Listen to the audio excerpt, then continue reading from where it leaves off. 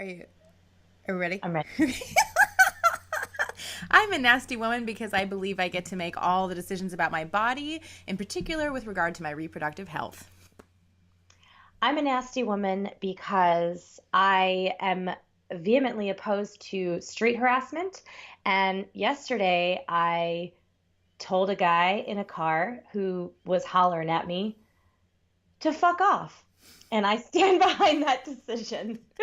I'm Erin Brown, And I'm Nick Arfanuni. and this is Nasty Women Radio. Today we're going to respond to some feedback, answer some questions. But first of all, I want to hear more about that. How did he respond? It was like a group of guys.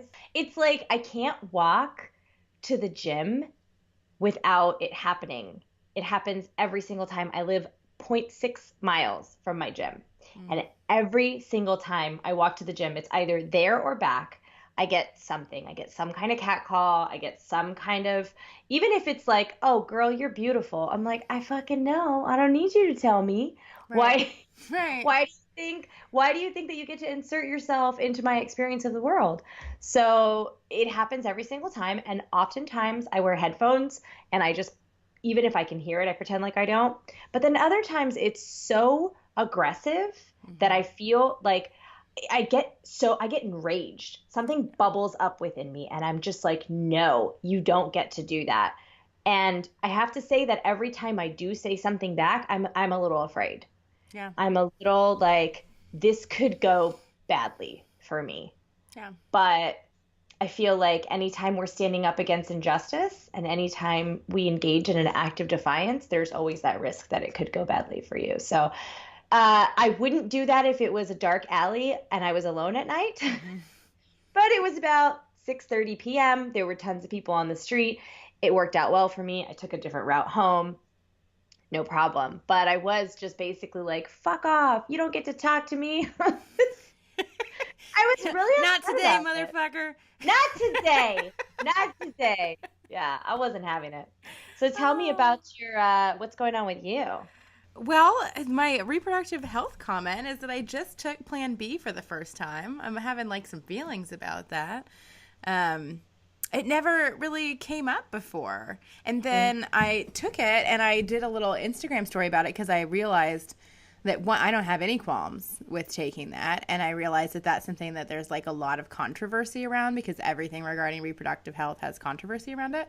So I just shared it because I was like, well, I'm fine with this, and I realize other people are not. And the messages that I got back were so many women talking about difficulty they had with Plan B before, and that it caused really painful periods afterwards, or made them really hormonal, and just like all these experiences that they'd had that I'd never heard of because this isn't something that we regularly talk about. And it just like further illuminated for me how important it is that we're having these conversations. But like these are women I don't know, and I don't know a significant amount of women responded to that with like personal stories they wanted me to know about, which I'm sure they wouldn't have if we were all just talking about it all the time. If I was having a tampon problem, a bunch of people wouldn't talk to me about it because that's something. Well, maybe we don't talk about tampons enough. I don't even know. I just hate how this is all secret. I think the thing that we don't talk about with tampons is like what happens when they get stuck or gross. like, yeah, we don't talk about that stuff. I will tell you, I was, I don't really wear tampons unless I have to, particularly if it's like a bathing suit situation. And when we were in Italy, obviously I was drunk because we were in Italy and I was drinking a lot of wine. And we had gone on a boat that day and we'd stayed on the boat all day and we were drinking wine and whatever. And I was wearing a tampon. And when we got back to the room, I think because I had been drinking or because they're those weird European tampons that just like come out when you pee, like I don't know. But I was like, I know I was wearing a tampon. Yeah. And now it's not there. Oh, And I'm sure you investigated. I made John investigate. I was like, and he was like, this is a new level of our relationship. Yes, it is. we have reached a new level, whatever that means. But yeah, I investigated and I was like, I can't be trusted right now. Oh my God. And I know that I put one in. I know I didn't take it out actively. No. So I was like, really? And I made him check, and he was just like, Neg, there's nothing in here. And Did I you was like like, keep sneeze it out? looking, And then keep where? looking. On the boat? While walking? Did it hit Well, your shoe? I have so many questions. I had a lot of questions too. I think we just have to file that under things we'll never know. I don't know, but I like made him keep looking for like a good 10 minutes. I was like, it's got to be in there somewhere. Will it like come to you in a dream? Like tampon. Yes. Like Yes. missing So, tampon speaks to you. so tell me about your Plan B experience. Did it affect you Not at all. hormonally? Okay. Not at all. And I try to prepare myself that things are always going to go great. Like I try to expect that things will be great. And then, I'm also a grown ass woman and I can handle stress and I can handle difficult experiences. So that's how I try to frame things for myself is I expect the best possible experience. And then if it's not going to go well, I expect that I can handle it. Yeah. And it was totally fine. I prepared my husband. I was like, so I saw that I might like feel extra emotional. Just want to throw that out. And he's like, I thought about that because I haven't been on any sort of hormonal birth control in years. And that's basically what it is. It's a high dose. So anyway, it was fine. I haven't had a period since though, so I don't know what that experience will be like, but no side effects whatsoever. So, that's not everybody's experience, but it was mine. So that's also possible. Yeah. Yeah. Certainly not everybody's experience. Speaking of reproduction and tampons, Are we going to talk about Radiance Retreat? we could talk about Radiance Retreat. There's not going to be any reproductive activity. I was hoping that was the segue because I want to talk to you about Radiance Retreat. So I was trying to make it that. This is Nasty Women Radio. I feel like anything can be a segue. Yeah. Anything is an appropriate segue. Speaking of reproduction. Okay, here's how it can segue, because Radiance Retreat is like 50 women all in a room together, and there's that whole sort of like energetic concept of like women syncing up their cycles. Yeah. So there it is. Come cycle with Nagar. Which honestly, I feel like is a real thing. Like at when I was rooming with Jill at Women's Strength and Empowerment weekend, she got her period and I got it the next day, and I wasn't supposed to get it till like 5 days later. And I think Sinclair got hers too. So yeah, that was going on. But yes, Radiance Retreat. We are getting like deep into the planning stages now, expecting an amazing weekend. And it's basically a 3-day weekend, an intimate experience with Jen Sinclair and Jill Coleman and myself. And Erin Brown's going to be there this year, special guest. And we talk about business in the sense of like how to feel more powerful and more capable and more prepared to do your work in the world.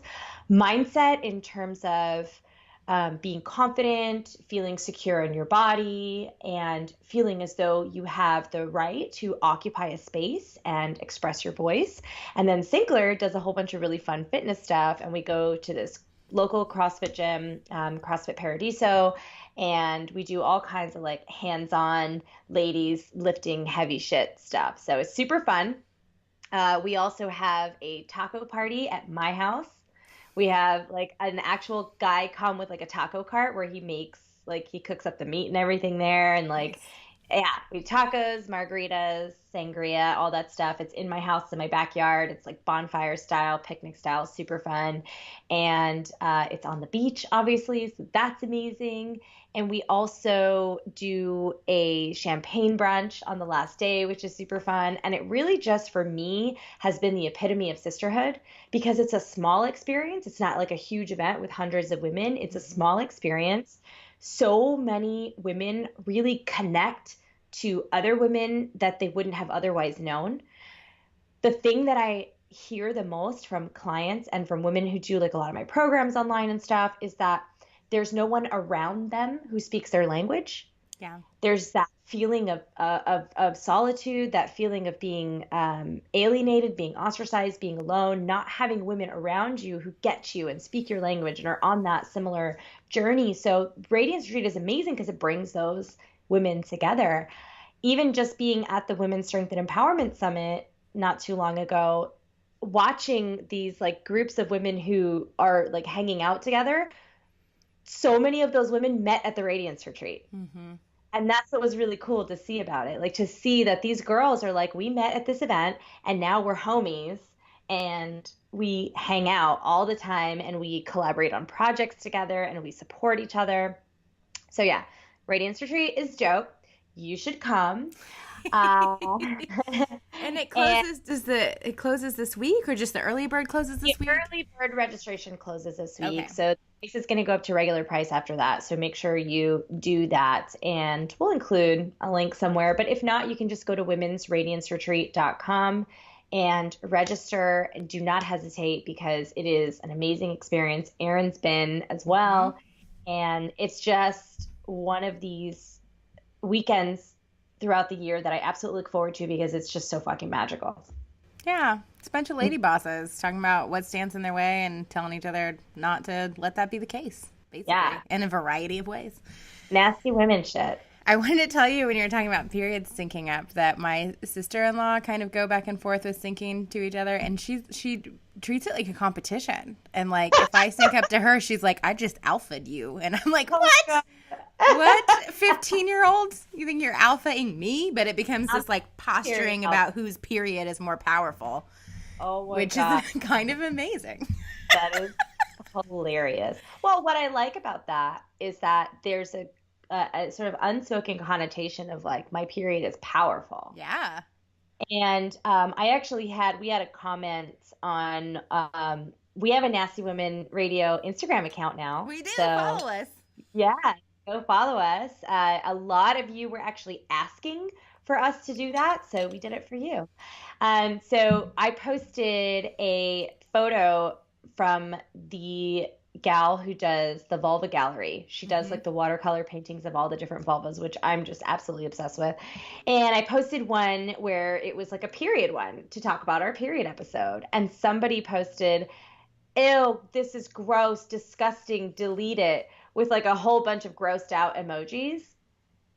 And I honestly just didn't have the wherewithal to be like ridiculous and comment, so I just deleted it. Because that's my move. My move is Yeah. I either have to approach it like really think about it and approach it with a really well thought out retort, Mm-hmm. or delete it, or say LOL, okay, bro. Those are my three responses. Right. And I deleted it because I was just like, I don't want this kind of nonsense here. Because you're a woman and you're saying that it's disgusting to see a beautiful drawing of a vulva having a like with like red hearts Yeah. dripping out of it. Like that's disgusting to Yeah. you. That's an issue because periods aren't gross. Right.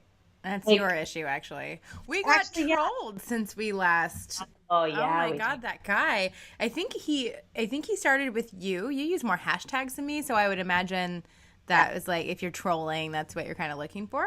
Right. And then I don't know if he followed the hashtag Nasty Women Radio, if I was tagged in the post or what. But then he came to my page and said that I was nasty as fuck, that he's had more beautiful things come out of his ass into this toilet, just all of this like really gross stuff about like me and my appearance being like what's wrong with society, and then went to a bunch of old photos of my daughter and wrote God bless Trump.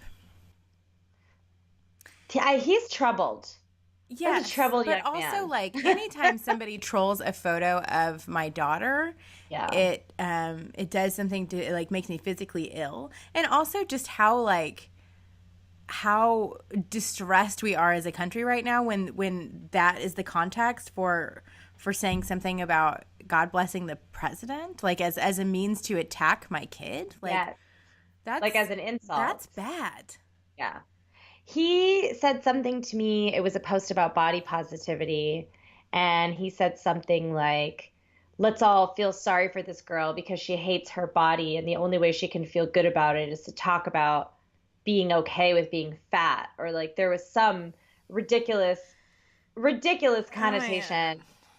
And initially I corrected his grammar, but then they started getting increasingly more nasty, and so I deleted them, eventually blocked him. And when I went to go block him, and I'm sure you saw this too, no, no profile picture, Mm-hmm. no posts, He private, had a profile picture. It was a picture of a desk in a sad right, room with a no computer on face, it. right, in I a even tried sad to room. zoom into that. I was like, is there anything? What What's can I in glean about here? this I person? like that. Yeah. Private profile, no posts, no followers, and it's like when you approach people on the internet with anonymity, that is the least courageous thing you can do. So if you want to come on the internet and you want to spread your gospel, whatever that might be, have the courage to say who you are. Right. Have the courage to do so, and put a face to that handle, put a real name to it. It's not, because here's the thing, Aaron and I are putting ourselves out there. We're being vulnerable. We are using our voice to talk about a value system that we stand behind, Mm-hmm. to talk about topics that we think are important. And you know who we are, and you know about our lives, and you know how to get in touch with us, and we are not being anonymous because we're putting ourselves out there in the hopes that through transparency and vulnerability, we can encourage that in other people. Right. So, unless you're going to come at me with an intelligent argument and without anonymity, I'm not interested in what you have to say. Right. He Yeah. was a jerk. And that one actually sat with me for a minute because he'd gone through so much of my Instagram account. And I would struggle to care even less than I currently do about what some guy thinks about my appearance on the internet. It wasn't that, but it's hard to not feel when that amount of just like meanness Mm-hmm. is handed your direction, even if it's not like this isn't personal, but here's a person who's just being so mean, and I happen to be the person who it's directed at right now. It just really, that sucked. It Here's what does. didn't suck. We got some feedback about the anal episode. Oh, yes. This is wonderful. And it was great. It was from a friend of mine who is a sexologist, and she really loved the episode and also talked about being an anal enthusiast, and she loved how we approached it. I love that that's a thing, anal Yeah, enthusiasm. I'm getting a lot of feedback also from women who sent that episode to their partners. So, Amazing. like, you are encouraging a movement of women I get being into text anal. messages from girls all the time who are like, I feel like you're the person I should talk to about this, but I tried anal and it was great. And I'm like, you're welcome. I feel embarrassed to tell you I'm still not in. That's all right. You But don't I'm have so to in be. for you. You make empowered choices for your own body. Okay? Yes. So she was looking at it from a public health standpoint, which is, not really the way we were discussing it. We were discussing your experience.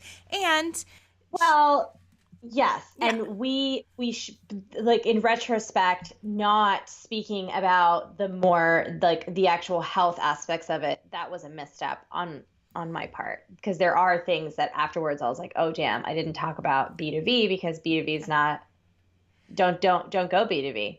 right. So what do you mean by that? So, well, you'll share the comments that she had, which were really valuable. But you don't, once you go anal, in that actual, like, if you're in it's an anal experience. During Yeah. that particular experience, you don't want to slip from the anus to the vagina, Right. because then you're carrying bacteria that shouldn't exist in the vagina into the vaginal canal, Yes. and that can cause bacterial infections, which are very common. Like if you've ever had like a yeast infection, or you've ever had bacterial vaginitis, that is oftentimes how it happens. Yeah. So you just have to be really careful that, like, going anal in that particular sexual encounter, if there's not like a shower involved or like a real washing situation, it's a commitment. You're committing to the anus. Yeah. Yes. Can't go back. That was one of them. Talking about condoms, and she said specifically because it's a riskier act, because no matter what the scenario, it's highly likely that you'll have tiny tears in your anus, which then can bleed. So that does not sound fun at all. But these are things you probably wouldn't even notice that leave you susceptible to disease. Now, we're obviously talking within the context of your committed marriage, but that, we weren't thinking about everybody. She mentioned Anal toys the only toys that can be used anally have flared bases so that they don't get stuck. And I have a friend who works in the ER, and it's amazing how often she's pulling things out of butts. So that's really important. Yeah. Yeah, well, the plugs actually have like handles. Yeah. At the bottom of them, and they are, like you said, flared. Yeah, so it makes it so you can't lose it. Yes. Like, well, full circle with the tampon conversation. Yeah. You're mentioning oil-based lubes, coconut or olive oil is great unless you're using them with condoms. Condoms have to be a water-based lube, which is what she recommends specifically for anal. And she did say that there's some debate around whether coconut oil, olive oil, oil-based lubricants trap bacteria or can cause yeast infections and stuff. And that's going to be probably totally individual to your business. Your flora. Yes. Yeah. I know that my flora doesn't like the introduction of anything. In fact, I have gotten not a UTI. It's been so long. Something I had to take an antibiotic for every time I've had a new sexual partner, just because my vagina specifically is like, I don't know this motherfucker. Safety. Yeah. Safety first. Your vagina knows what's up. She's like, mm-mm. She is. Who are you? Who are you? Yes. Commitment vagina. She likes one person at a time. Yes. So that is great. So that opens up a question. Opens up a topic here that we are not sitting here recording Nasty Women Radio because we think that we know everything and that we say everything the right way. We are constantly striving to give the best possible information given the subject matter. We're striving to be vulnerable, to be transparent, to speak experientially. And we know that sometimes that's going to get messy and we're going to fuck things up sometimes and we're going to miss important aspects of a conversation because we only have so long to talk about things. So we welcome constructive feedback. And I think that if you're going to put yourself out there in the world in any kind of public way, constructive feedback is something that you have to be comfortable with receiving. Even if it makes you feel a little bit icky, if it's constructive, you've got to at least give it some weight and say, okay, like this is something that I can work on. Yeah, that's normal. I hate negative feedback. I'm like, oh, but I tried so hard, but it's in my head. I have that whole process in my head, and then I'm like, okay, well, you're totally, yep, got it.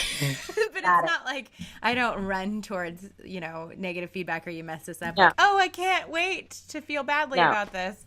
I'm not excited about it, but but it's important. It is important. It's absolutely important. So speaking of which, we have gotten a lot of questions from readers, and that's kind of what we wanted to cover today. We kind of wanted to just come on and like shoot the shit a little bit. And actually, when I asked listeners for comments, one of them responded with, I would just love to hear you girls just talk about whatever you're into right now for an hour. Just have a conversation. Oh. So that's kind of what we're doing. And we are addressing listener questions and listener feedback today.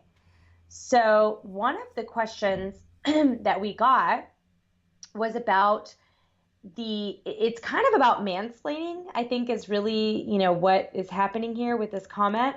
But one of our listeners was like, what's the deal with men commenting on women's bodies? Why is that a thing that's acceptable? Why is that a thing that they feel as though they can do? I am sure that women do it to other women as well. But from what I've seen and what I've gathered, being a person on the internet, is it does seem to come more freely from men towards women. And there is a lot of this just sort of freedom and this sort of, there's no filter to just make comments on women's bodies, on whether they're too fat or too thin or too muscular or too lean, or specifically that they don't look feminine enough. Yeah. So I thought that was an interesting question and also a very multi-layered conversation. Yeah. I think it's just an easy punch. I mean, I think it has a lot to do with the fact that we are told that our primary value is in our appearance. And so the easiest way to cut us down is our appearance. It's most of the negative feedback I get is not, I don't like your idea, but you're too fat and ugly to be talking. So it just feels like it feels like an easy hit, an easy ask for attention. And the entitlement to it is just, I think, an entitlement that goes with privilege. Like, I'm just walking around asserting myself everywhere, and here's the place I'm asserting myself at this moment, is in this woman's opinion. I don't know what else to add to that, except that it's not acceptable, and you don't have to accept it. No. It's interesting, too, because it's not always negative, right? Sometimes it's like, if I post a before and after, like I posted a before and after picture of myself, one where I was like super duper lean, really unhealthy, really obsessed with my body, obsessed with my diet. And then one a couple years later where I had softened both emotionally as well as physically, just like a more, still athletic, but a softer physique. And a lot of the comments from men were, I like you better now anyway. That's more attractive to men. You look more feminine now. So while they think that they're being complimentary, Yeah.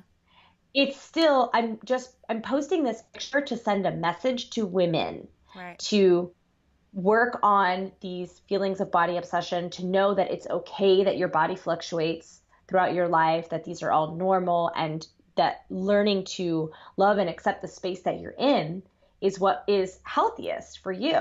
Right. I'm not putting this out there to get unsolicited comments from men about which body type they like better, or which they find more aesthetically appealing or more sexually arousing. But they find this, they find that it's just totally acceptable to do it, and it's not always mean or nasty. Sometimes on their part, it's meant to be complimentary, and so that opens up a whole other can of worms. Right. Because it's like, well, I was giving you a compliment. Just don't make it something it isn't. Don't turn it into something it isn't. Yeah, I can just feel like men listening to this, and we do have some male listeners, and believing that there's like an overgeneralization happening here. Because here's the problem. You're asking us why men do something. So I think I'd like to pass this question on to men. I don't want to like decide why you're behaving this way. Why don't you discuss this with other men? I would love this kind of topic to be on your radar and a priority to discuss. What's going on with men? You guys fucking figure that out. I'm just done receiving your feedback.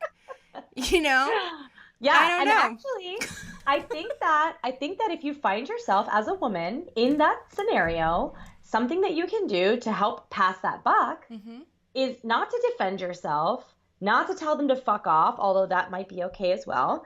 But to say, hey, what is it that makes you think that it's acceptable for you to make comments about my body? I'm curious. Right. Start that conversation. Because even if it doesn't end up being a productive conversation, you can plant a seed. And you can say, hey, I'm putting this back on you. Like, this is making me uncomfortable. I don't like this. Yeah. But I don't have to deal with it. You do. Or like, what were you hoping I would gain from this comment? Exactly. Like, just ask more. You guys fucking sit with that. Yeah. I would love to listen to your podcast about that. Let us know. I will be all in to hear why it is men want to talk about women's bodies to women all the time without, unsolicited advice. I'd love to hear that. What else? For what it's worth. I truly believe that the only opinion of your body that matters is your own. Absolutely. Even if it's positive feedback. Don Miguel Ruiz talks about in the 4 Agreements that everything that other people do is about them. It's not about you. Even if they do kind and loving things for you.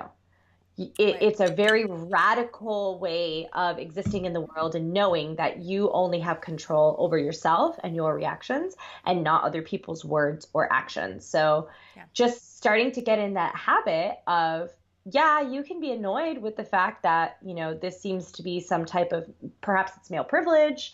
Perhaps it's this over-identification, the societal construct of what's feminine and what's masculine. And these are concepts that we can dissect.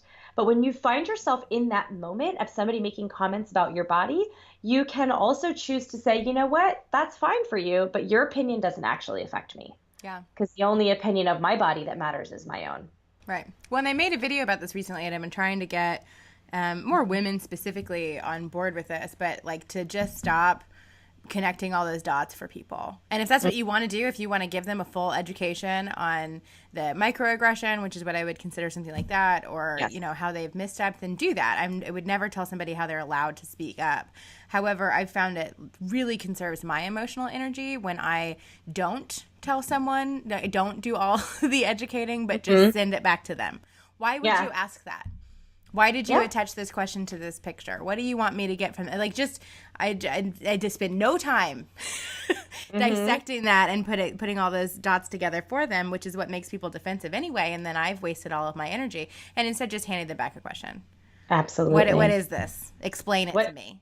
What is this? People comment? love to explain things. I'm just asking you to further explain your comment. Explain it to me. Sometimes I literally just reply, explain. Yes, period. That's helpful. Explain. Another question that we got was about comparing yourself to other women. So that was one. A listener wrote in and said, I have a really hard time comparing myself with other women, and I don't know, you know, why that is or how to go about ameliorating that. And in general, a difficult time either because of that or in addition to building positive relationships with other women. I'm distracted by looking at myself twirling this pen and feeling like if I were the CEO of a company, this would be like my thinking thing. That'd be your thing. You'd be like, and everybody would be like, oh shit. Right? Brown. Wouldn't that be great? Okay. Don't mess with Miss Brown. That's not what she was asking. No, certainly not. I think that the main thing is to recognize that when you're comparing yourself to somebody else is to realize that you're having your own insecurity. What we tend to do that exacerbates that is continue to dissect the other woman. So if I'm comparing myself disparagingly to you, then I'm thinking like your eyebrows are so much better than me. And then I'm just like putting all of that energy into you instead of figuring out what is it? Am I feeling unattractive? Am I feeling not valuable? Am I feeling insecure about how I'm writing, you know, whatever it is I'm comparing to. What is it about me? And just reinvest that energy in yourself rather than trying to figure out how to better compete with the other person because it doesn't have anything to do with them. And the more energy and time you invest in your own insecurities to improve in ways you want to improve or to soften your gaze in ways you want to do it, however you actually deal with your own internal development, the less likely you are to be paying attention to what other people are doing at all, except for to, you know, fucking give them a round of applause. Yes, absolutely. I wholeheartedly agree. Oftentimes, if we feel jealous or triggered by someone, we always have that opportunity to hold up a mirror and say, what is it about this person that makes me feel triggered or jealous? What is it? What is that? What are they trying to show me? Yeah. You know, what does that show me about myself? And I think that that's a really important opportunity for growth. It's not what we do naturally. It's certainly something that needs to be trained and practiced before it becomes a default practice, but it is something that you can absolutely do in the moment and flip it and be like, what's going on here? With regards to building positive relationships with other women, I think that a lot of that originates with how we feel about ourselves. If we're feeling insecure, if we're feeling unworthy, if we are feeling like we constantly have to compete or one up, if we feel some scarcity. And I think that's what's a thing that's really huge right now with like women rising up and saying, you know, we want equality and women's rights and, you know, feminism and all this stuff. There can be this misconception that, well, if someone else succeeds, then there's a scarcity mindset. If another woman is successful, then that's less success that's available to me. Right. Well, and historically, that's been accurate. You know, you get one woman at the table, and you're like, check the diversity box. We talked about this on another episode, and it's usually a white woman, and we got everything covered, which is ridiculous. And I didn't realize until this weekend when somebody with the Women's Strength and Empowerment Weekend, so it's with a bunch of women in the car, somebody asked me something about how I got booked for speaking engagements or how many speaking engagements I would have in here. I was asking something about my speaking business. And it was the first time that I realized that I have myself never been invited to an established organization or by a man anywhere. That all of the places I speak were created by women to have me speak there. Which is kind of a big deal. So like that, we got to let go of that. I don't know if current organizations and organizations run by men are going to make more space for women. So we just are making our own stuff. But that means you can make your own stuff. There's no... Make your own stuff. It's based on this old idea that there's room for so many people at the table when we're like, fuck your table. We're going to build our own fucking table. Yeah. We build our own fucking table. So I actually think that's a really wonderful way to go about building more positive relationships with women, is occupying that space of, I am for you and you are for me. And there is enough room for all of us. There's enough space for all of us, because although it feels as though we have to break through a glass ceiling, we can create our own shit. We can, and I think that collaborating with other women is a really powerful way to build those positive relationships, to find a shared vision, a shared goal, whether it's to start a podcast or create a nonprofit or do an event one day, organize a trash cleanup, like organize a homeless shelter meetup or whatever the case may be, like collaborating with other women, either for, philanthropic efforts or for social justice or just for fucking sitting around drinking fucking mimosas and talking about this book that you read. Like having this feeling of collaboration with a shared interest is a really great way to start building positive relationships with other women, because you're going in with this idea of like, this is the thing we're doing. Mm-hmm. We're getting together to do this thing, and it really helps open up conversations about shared value systems. I think it's difficult when we want to build positive relationships with other women. We don't know where to start. We don't know, what's the in? How do I even meet women in the first place? How do I make a connection? I don't want to force a connection. So I think a lot of it is like, find a shared interest and collaborate on a shared interest. Yeah. Yeah. And make sure if you're the one building the table that it's not just for women that are exactly like you. Mm-hmm. Because then you're just building a new table that's made of the same shit. Exactly. Speaking of which, there was a question about roles. There's been a lot of these questions about roles, about gender roles, about over-identification with roles, about over-identifying with motherhood, or about older generations sort of reinforcing the idea of gender roles and roles that we occupy throughout our lives. So the questions specifically were, how do you go about addressing this when it's being sort of forced upon you? Or if you feel like you're not really sure where you fit in, or you feel torn between multiple roles. Yeah. I feel like that's a really deeply layered topic. Right. Well, the underlying piece to all of that to me is considering what your actual values are. I mean, for a long time, Jamal and I's biggest fights, my husband, early in our relationship, were about cleaning the house and whose job that was. And I was like righteous rage at him for this expectation that I would clean.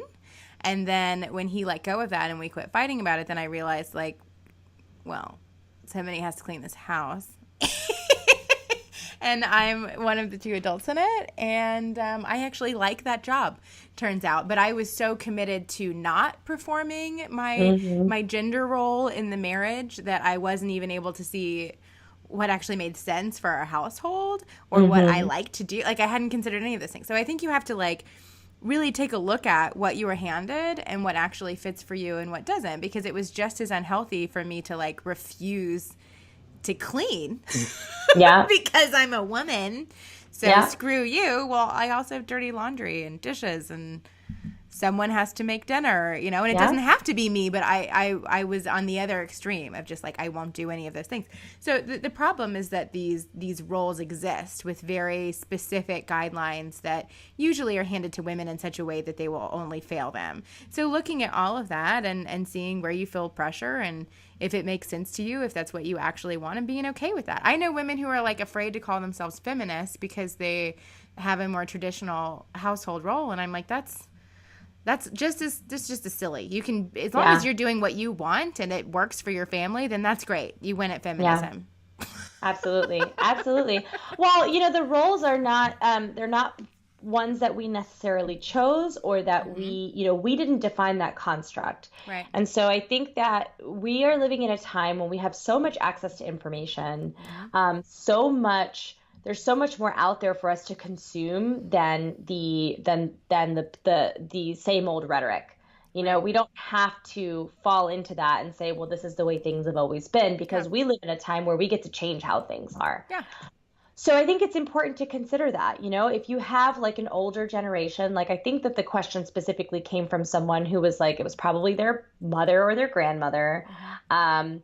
or, an older aunt or someone saying, well, you should cook for your husband. Yeah. You should, there's always that kind of like, well, why don't you cook for your husband? Well, why don't you clean up after him? I know that growing up in a Persian family, a lot of times older women in my family will judge the way that I interact with my husband Hmm. and the expectations that I have on him, and the fact that like sometimes I don't cook dinner. Hmm. Sometimes it's like, everybody's cool, nobody's hungry, cool. I'm going to do my own thing. You take care of yourself, you take care of yourself. And in a lot of ethnic families, it's like that's not okay. It's not okay for the woman, not to have food on the table and to like clean up after the men. And there's a lot of that happening that's cultural, but it doesn't have to be. Yeah. It's not part for me, it's not part of being Persian. I don't look at that and go, well, that's just the way things are because I'm Persian. I say, you know what? I'm Persian. It's a part of who I am. It's part of my identity, but I get to choose how I'm going to show up for my family, and they get to choose how they're going to show up for me. Right. And it's a conversation that we have as a family. And I'm not going to allow someone else's opinion of how I should occupy my role to determine how I do that. And I do understand that it is a pressure for a lot of young women. It Hmm. is a huge pressure for this older generation saying, like, in my day, that's not how women handle things, or in my day, like, women always had dinner on the table when the man got home, and to take that pressure, I think that the response to that is like, that's great for you. Um, and this is how it works for us. And Yeah. we're happy with the way that it works. And if we're not, we're going to discuss that as a family unit. And I think that it's a lot of people are afraid to speak up to an older generation Hmm. because it feels disrespectful. It feels like, well, they've been around longer, they've seen more. There's this sort of like age respect that we feel like we have to hold. And I think that you can disagree with someone respectfully. Yeah. Absolutely. You don't have to, it's disrespect is not about disagreeing with what this older generation has to say about the way that you're occupying roles, whether you're working too much if you're a mom, right? Or you're not like staying at home with your kid. You should be staying at home with your kid. Or you're not cooking enough, you're not cleaning enough. Like all these gender roles that women have been forced to occupy, by disagreeing with that, you're not being disrespectful. You're just saying, we've chosen a different way and your way is just not for me. So I think it's more about having the courage to speak up Yeah. respectfully than it is about the roles themselves.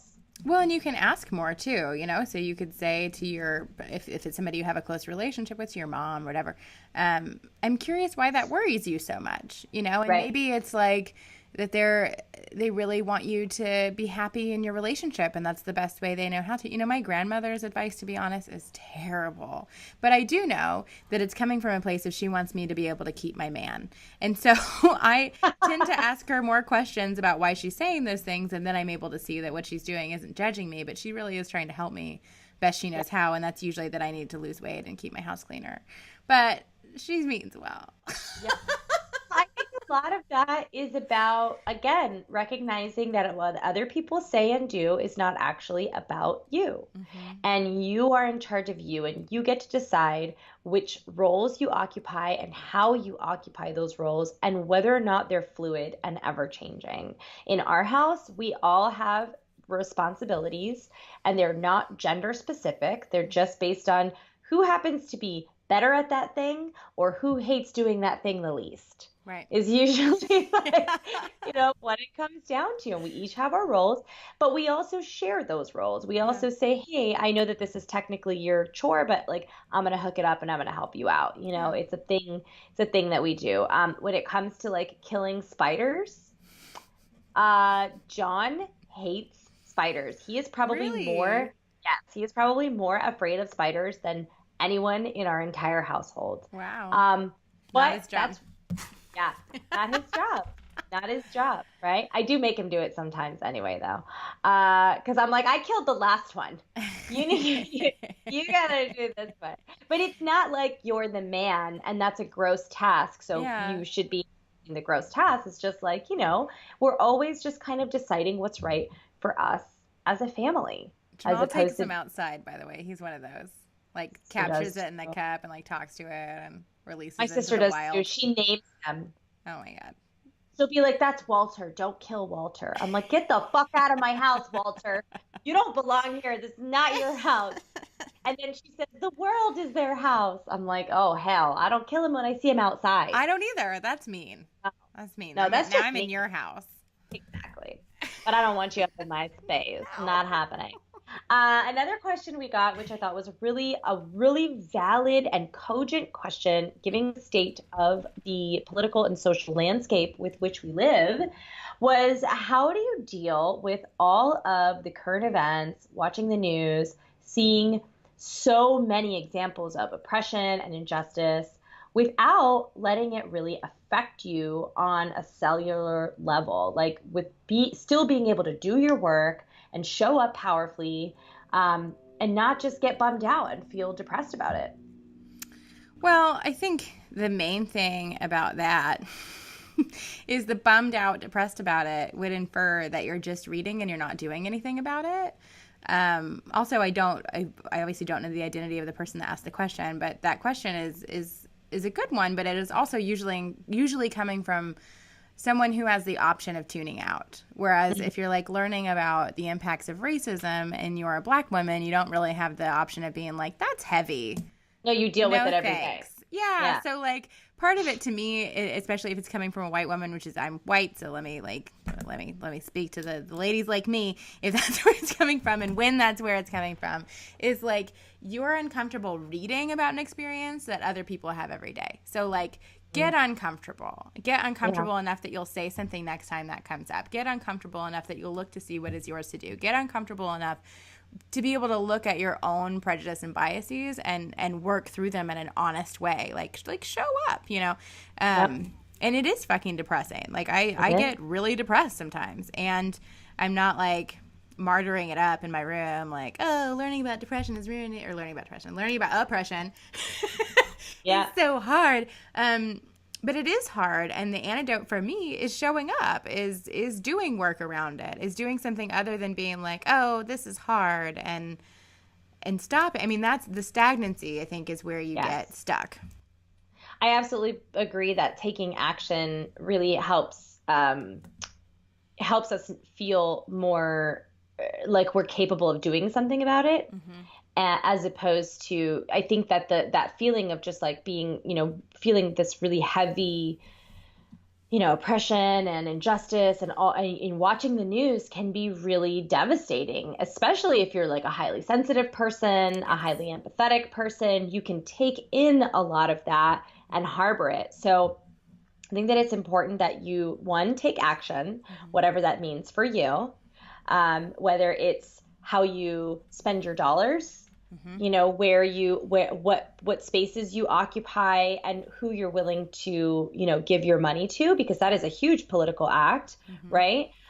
Whether or not you go to rallies, you volunteer, you donate money to organizations, or how you show up in your daily life, changing your language, changing your pronouns, changing the way that you, that you interact with people. These are all ways that you can show up. So you don't have to quit your job and join the Peace Corps in Right. order to make a difference. You have to look for daily opportunities, small opportunities where you can show up, whatever that means for you.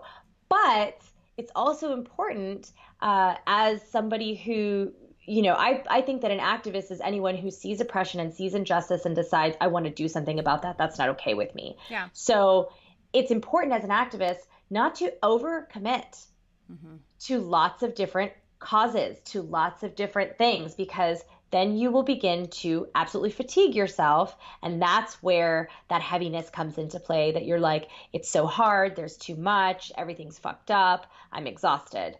It's important that, yes, you can care about injustice on all fronts, but you can't go to every single rally. Right. You can't go to, you can't show up for every single organization. Show up fully as much as you can, but don't overextend yourself or overexert yourself. Practice self-care and look at learning about oppression and injustice as an opportunity for you to be effective, as opposed to something that will depress you or make you feel bummed out. Taking action is a huge way to just decide that, like, you know what, this sucks and I'm going to do something about it. So an example of that, and Erin and I talked about this before we started recording, one way that I've been choosing to show up as a feminist, as an intersectional feminist in 2017, is I've been a lot more conscious about who I hire to do certain jobs for me, to consult with. One perfect example is I just got this new tattoo. If you're listening and not watching us on YouTube, it's a feather quill on my arm. I specifically sought out a female artist. I realized that all of the work that I have, that's all of my tattoos, they were all done by men. I didn't have any work that was done by a female artist.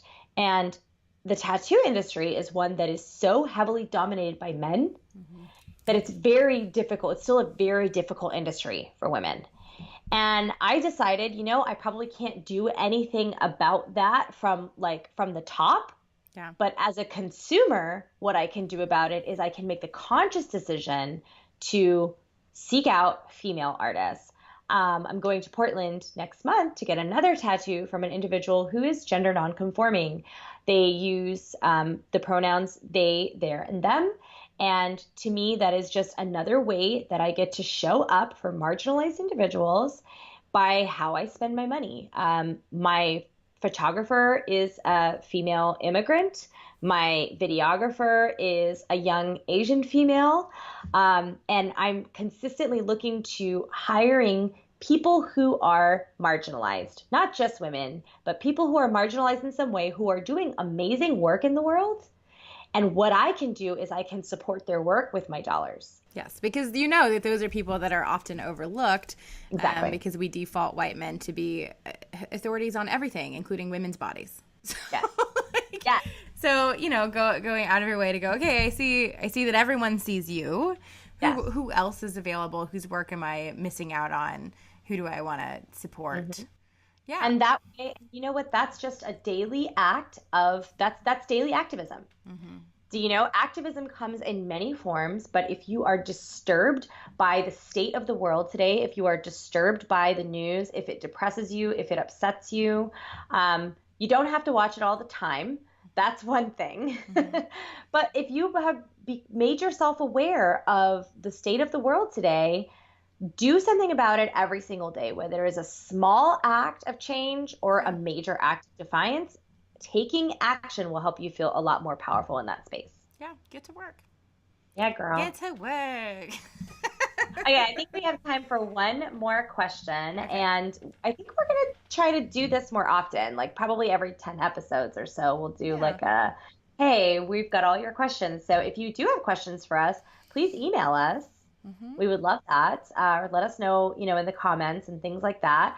And hit us up and let us know what your questions are so that we can cover them in the next Q&A episode. But one woman wrote in and didn't really have a question, but I think that it sort of sparks an interesting conversation. She said, could you go back in time and do this show when I was a teenager? Because I think it would have made things a lot easier for me.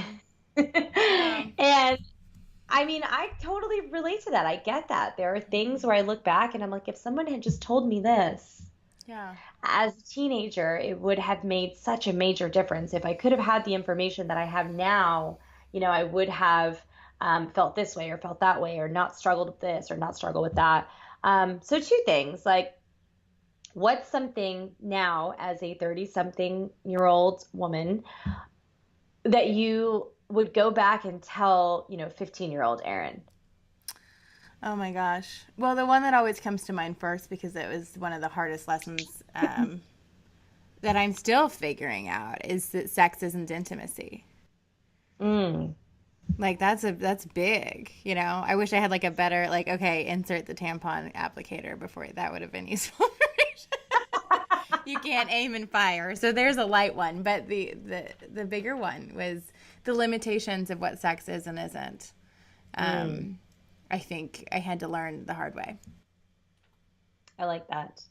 And is there anything that you experienced as a teenager that was challenging, that presented a struggle, but that you wouldn't change because it was a part of, your development, your growth?